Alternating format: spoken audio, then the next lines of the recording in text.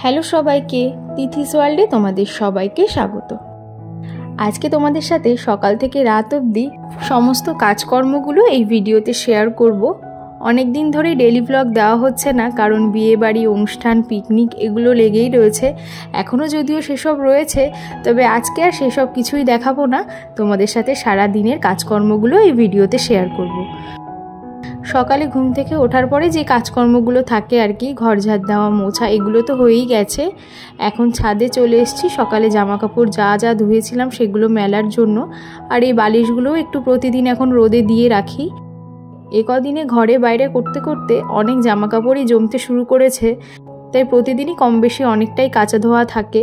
তো সেগুলো সকাল সকাল সেরে ফেললাম। আর এই ফুলদানির ফুলটাও অনেক দিন হয়ে গেল ধোয়া হচ্ছে না, একটু ধুলোবালি পড়েছে, তাই ভাবলাম একেবারে ছাদে নিয়ে যাই, জামা কাপড়গুলো মেলে এই ফুলগুলোকেও ধুয়ে একবারে রোদে দিয়ে আসবো।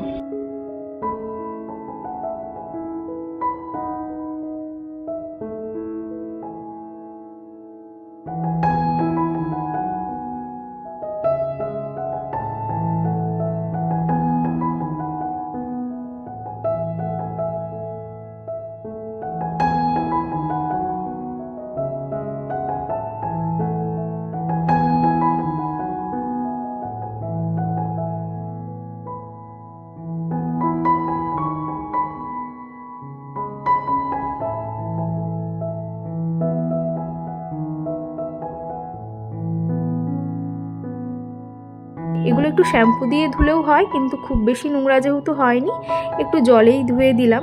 আর এই যে সেইবার যেখান থেকে ধনেপাতাগুলো মাঝখান দিয়ে কেটে কেটে তুলে নিয়েছিলাম, বলেছিলাম যে এখান থেকে আবারও গাছ বেরোবে। তো দেখো গাছগুলো বেরিয়ে অনেক বড় বড় হয়ে গেছে, কিন্তু এগুলো না তুলবো না, কারণ এই গাছগুলো থেকে এখন ফল বেরিয়ে গেছে, মানে যেগুলোকে আমরা গোটা ধনে বলি। এগুলো আস্তে আস্তে শুকিয়ে যখন মাটিতে পড়বে, পরে আলাদা করে আর কিছু লাগাতে হবে না, এখান থেকেই আবার গাছ নিজে নিজেই উঠবে। তাই এগুলো আর তুলবো না।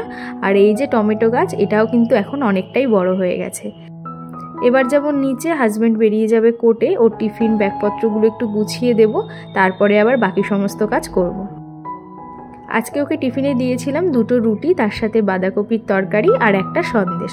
বাড়িতে আসে যখন, তখন একটু ঠান্ডা ঠান্ডা পড়ে যায়, আর যখন যায় তখন একটু গরম থাকে রোদের তাপটা, তাই টুপি বা মাফলারটা ব্যাগে ভরে দিই, যাতে আসার সময় মাথায় দিয়ে আসতে পারে। আর এই তো বেরিয়ে গেলে পরে এরপরে আস্তে আস্তে বাকি কাজকর্মগুলো করব।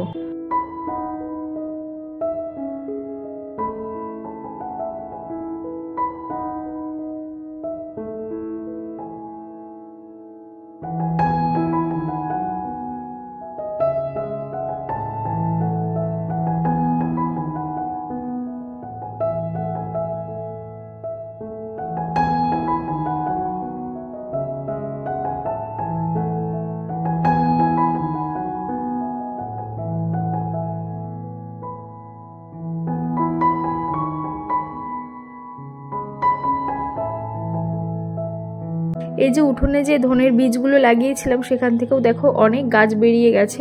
কিন্তু যে জায়গায় গাছগুলো লাগিয়েছিলাম সেই জায়গাটা একটু ঢালু, তো তাই যখনই কোনো উঠোনে জল ফেলা হয় সেগুলো এইখানে এসে জমা হয়, তাই একটু নোংরা হয়ে যাচ্ছিল মাটিটা। তাই ভাবলাম এগুলো আর রাখবো না, বরং তুলেই ফেলি, এবং এখনই বরং রান্নাবান্নায় দিয়ে এগুলো শেষ করে ফেলতে হবে। কারণ এই জায়গাটা আস্তে আস্তে শ্যাওলা ধরে যাচ্ছে, যেহেতু পরে আর এগুলো খেতে মন চাইবে না, সেই জন্য এখনই ছোট অবস্থায় এগুলোকে তুলে নিলাম।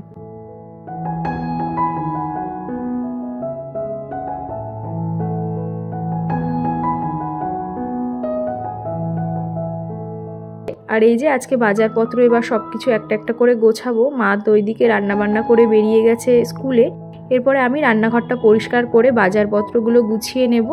এখানে অনেকগুলো ফলও নিয়ে এসছে বাবা, তবে আজকে আর মামাকে লেবুর রস বা কিছু করে দেব না। একটা ডিম সিদ্ধ করেছিলাম, সেইটাই ওকে একটু গোলমরিচ আর বিট নুন দিয়ে দিলাম।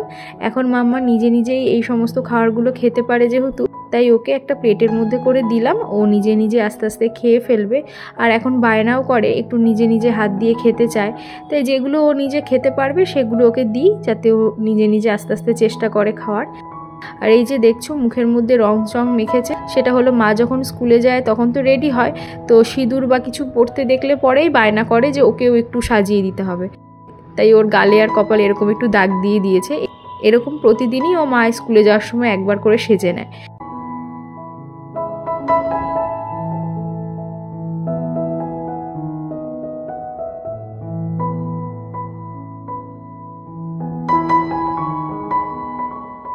যাই হোক, এবার মাম্মা তো ওইদিকে দিদার সাথে রয়েছে, বাইরে খেলছে। আমি এবার রান্নাঘরটা একটু পরিষ্কার করে নিলাম। বাবা আজকে আবার পাইকারি বাজার থেকে অনেক কিছু নিয়ে এসছে, মানে সবজিপাতি একেবারে যা এনেছে মোটামুটি 1 সপ্তাহ চলে যাবে, বরং তার বেশি। তো সেইগুলোকে গুছিয়ে না রাখলে পরে আবার নষ্ট হয়ে যাবে, তাই সেগুলোই এখন গোছাচ্ছি। এদিকে দেখো অনেকটা আদা এনেছে, যে আদাগুলো মোটামুটি বড় আছে এবং পরিষ্কার সেগুলোকে সরিয়ে রাখলাম, আর ছোট টুকরোগুলো বা যেগুলো মনে হচ্ছে যে নষ্ট হয়ে যাবে তাড়াতাড়ি, সেই আদাগুলো একটু হালকা করে ঘষে নিয়ে ছালগুলো ফেলে দিয়ে এবার ছোট ছোট করে টুকরো করে নিচ্ছি। এটাকে ভালো করে মিক্সিতে একদম পেস্ট করে একটা কন্টেনারের মধ্যে রেখে দেব, এবং 1 সপ্তাহ মোটামুটি আমাদের এটা চলে যাবে। আর পেস্ট করার সময় খুব বেশি জল আমি ব্যবহার করিনি, মানে যদি দেখো যে জল না হলেও চলছে তাহলে না দেওয়াই ভালো, আর লাগলে পরে একদম সামান্য একটু ছিটে ফোটা জল আর কি, নয়তো তাড়াতাড়ি নষ্ট হয়ে যাবে আদাটা। তাই যতটা কম জল দেওয়া যায় ততই ভালো।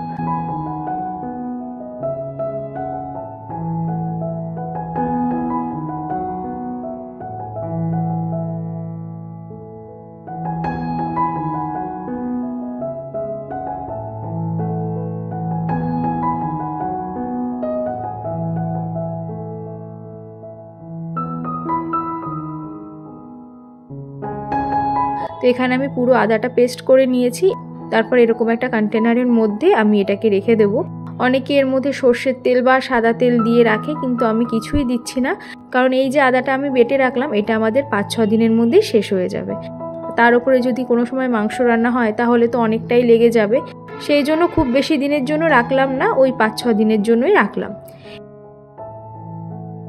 এরপরে এই যে এতগুলো এনেছে ধনে পাতা, প্রায় 3-4 আটি মতন এনেছিল। এইগুলোর গোড়াগুলো দিদা কেটে রেখে দিয়েছে। এইবার কিছুটা আমি কুচিয়ে একটা টিফিন বাটির মধ্যে ঢুকিয়ে রাখবো, বাকিটা একটা কাপড়ের মধ্যে পেঁচিয়ে রেখে দেবো। যখন এই কুচনো ধনে পাতাগুলো শেষ হয়ে যাবে তারপরে বাকিগুলোকে বের করে আবার এইভাবেই কুচিয়ে রেখে দেবো। এরমভাবে রাখলে কিন্তু অনেক দিন পর্যন্ত ধনেপাতা ভালো থাকে। আর এখন তো আস্তে আস্তে সিজন শেষই হয়ে যাচ্ছে, তাই ধনেপাতাগুলোতে না সেরকম গন্ধ নেই, ওই শাকের মতনই আর কি হয়ে গেছে একরকম। এই সময় মা রান্না করে বেরিয়ে যায়, তারপরে একটু সময় হাতে থাকলে পরে এইভাবে সমস্ত কিছু গুছিয়ে রাখলে সকালের দিকটা যেহেতু তাড়াহুড়ো থাকে, কাজের সময় খুব সুবিধা হয়, তাই জন্য সময় মতন এগুলোকে গুছিয়ে রাখছি।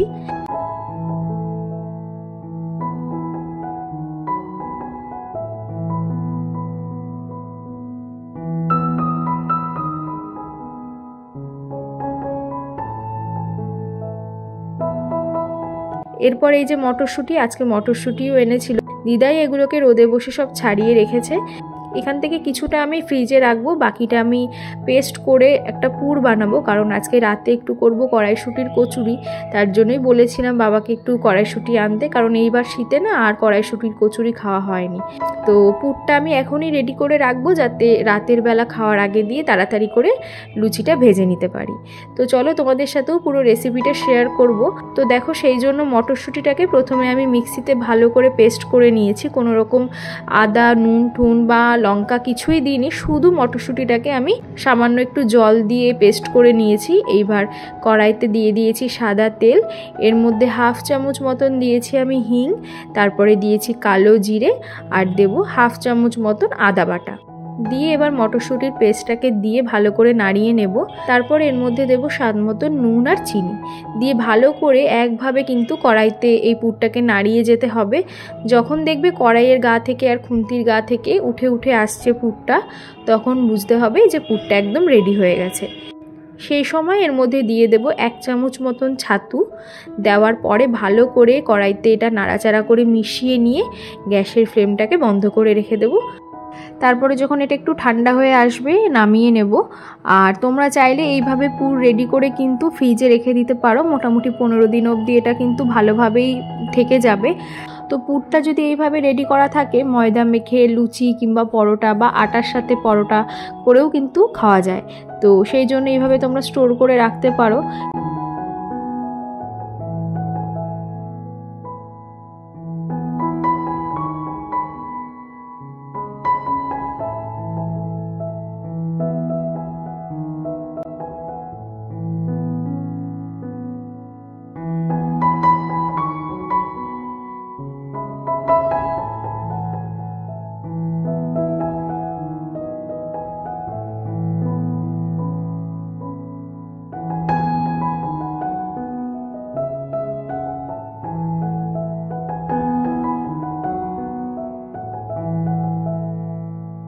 সন্ধ্যাবেলা চা খেয়েই মাম্মাকে নিয়ে আমি আর মা চলে গিয়েছিলাম ঋতুদির পার্লারে।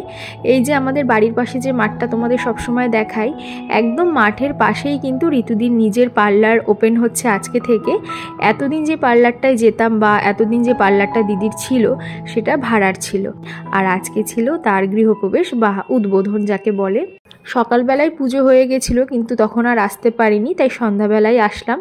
তাই জন্য দিদি সবাইকে বারবার করে যেতে বলেছিল সন্ধ্যাবেলা, সেই জন্য মাম্মাকে নিয়ে আমি আর মা একটু দেখা করতে গিয়েছিলাম।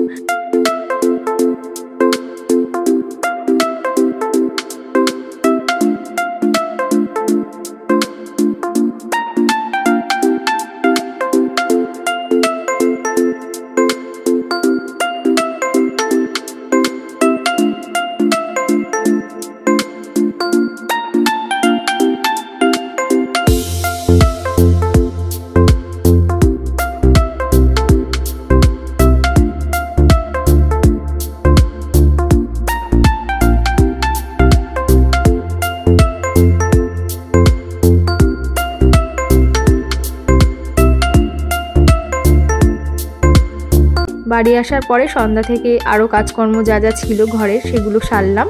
এবার রাতের জন্য চলে আসলাম করতে এখানে কড়াইশুঁটির কচুরি। তার জন্য ময়দাটা মেখে তো কিছুক্ষণ রেখে দিতে হবে, নয়তো ভালো হবে না। সেই জন্য ময়দাটাকে একটু নুন, চিনি, কালো জিরে দিয়ে আর তার সাথে বেশ কিছুটা পরিমাণ তেল দিয়ে ভালো করে মেখে নেব। আর ময়ম হয়েছে কিনা তোমরা বুঝবে কি করে সেটাও তোমাদেরকে দেখাবো। এইভাবে ভালো করে সব কিছু দিয়ে মেখে নেওয়ার পরে জল দেওয়ার আগেই এইভাবে ভালো করে মেখে নিয়ে যখন এরকমভাবে হাতের মুঠো করবে তখন দেখবে এভাবে একটা ডো টাইপের তৈরি হচ্ছে এবং হাত দিলে পরে সেটা আবার ভেঙে যাচ্ছে। এরকম পর্যায়ে আসলে পরে বুঝতে পারবে যে ময়দার ময়মটা কিন্তু একদম পারফেক্ট হয়েছে। এরপরে অল্প অল্প করে জল দিয়ে ডোটাকে বানিয়ে নেব আর এটাকে রেখে দেবো একটু তেল মাখিয়ে মোটামুটি আধ ঘন্টা মতন। ততক্ষণে আমি করে নেব আলুর দম, কারণ কড়াইশুঁটির কচুরির সাথে যদি একটু আলুর দম না হয় তাহলে তো একদমই ভালো লাগবে না। তাই ছোট আলুর দম আজকে আর করছি না, কারণ বাড়িতে ছোট আলু নেই। এখন যে নতুন আলুগুলো হয় আর কি শীতের, সেই আলুগুলোই রয়েছে, সেটা দিয়েই করব। তাই জন্য আলুটাকে কেটে প্রেসার কুকারে একটা সিটি দিয়ে নিয়েছিলাম। তারপর এটাকে তেলে নুন হলুদ দিয়ে একটু ভেজে নিচ্ছি।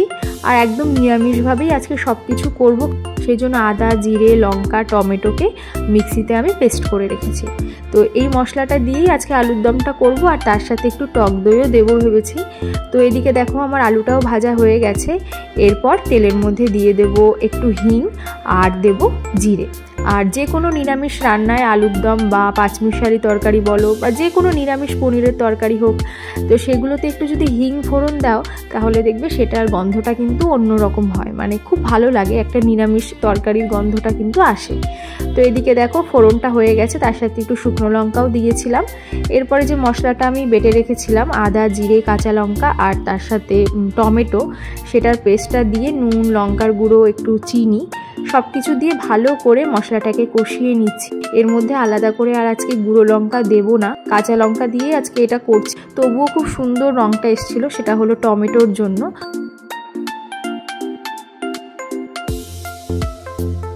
এরপরে দেখো আলু দিয়ে ভালো করে কষানো হয়ে গেছে। এবার এর মধ্যে দিয়ে দেব ফেটিয়ে রাখা টক দই, দিয়ে আরও একটু সময় ধরে কষিয়ে নেব। এরপরে সাইডে একটু গরম জল করে নিয়েছিলাম, সেই গরম জলটা এর মধ্যে দিয়ে দেব, দিয়ে ঢাকা দিয়ে 10-15 মিনিটের জন্য এটাকে সিদ্ধ হতে দেব।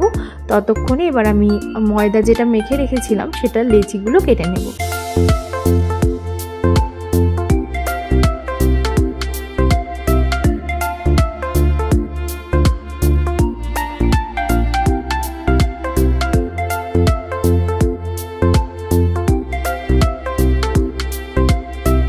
এখানে সকালবেলা আমি যে কড়াইশুঁটির পুরটা বানিয়ে রেখেছিলাম সেটাকে প্রথমে এরকম হাতের মধ্যে নিয়ে গোল গোল করে এরকম বলের মতন করে রেডি করে রাখবো ছোট ছোট করে। তারপরে লেচিগুলোকে কেটে নেব। আর লেচিগুলোর সাইজ আমি সাধারণ লুচির থেকে একটু বড় করেছি। এই লেচিগুলোর মধ্যে যখন এই পুরের বলগুলো ঢুকবে তখন এই লেচিগুলো কিন্তু আরও একটু বড় হয়ে যাবে।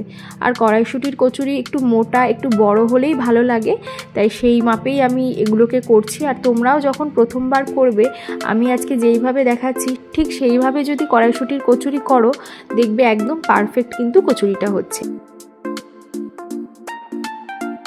এইদিকে এগুলো করতে করতে আমার আলুর দমটাও হয়ে গেছে। আর সেই জন্য নামানোর আগে উপর দিয়ে একটু ধনেপাতা কুচি ছড়িয়ে দিয়ে গ্যাসের ফ্লেমটা বন্ধ করে রেখে দেবো। এবার আমি কচুরিগুলোকে রেডি করে একটা একটা করে ভাজতে থাকবো।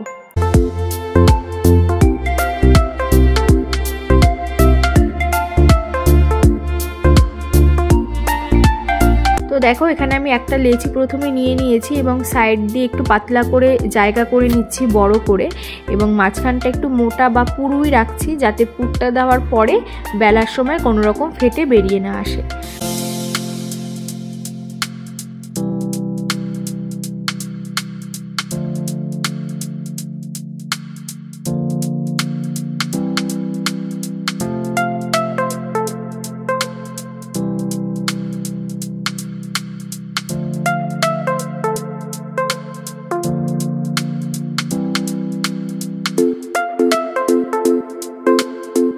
আর এই কটা লেচি আমার এক্সট্রা হয়েছিল, এর জন্য আর পুর ছিল না, তো এটাকে নর্মালি লুচির মতন ভেজে নেব। এবার একে একে চলো লুচিগুলোকে বেলতে থাকি।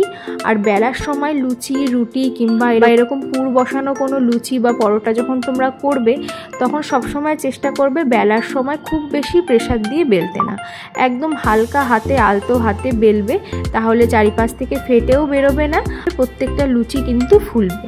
তো আমি সেইভাবে প্রত্যেকটা লুচি আজকে করেছি এবং প্রতিটা লুচিই কিন্তু ফুলেছিল, তার সাথে একটা থেকেও কোনো রকম পুর কিন্তু বেরিয়ে আসেনি।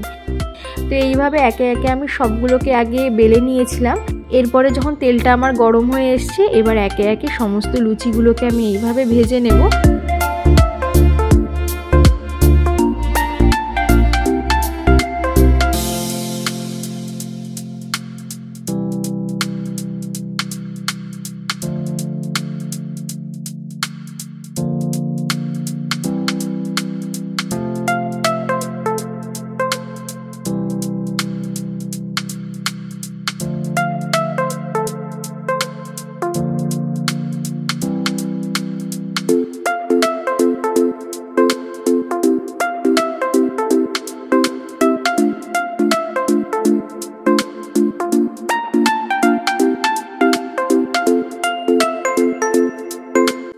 একে একে আমার সমস্ত কচুরিগুলো ভাজা হয়ে গেছে, অনেকটাই সময় লেগে গিয়েছিল এতগুলো ভাজতে, তাই আর দেরি না করে ঝটপট এখন সবার জন্য থালায় বেড়ে নেব।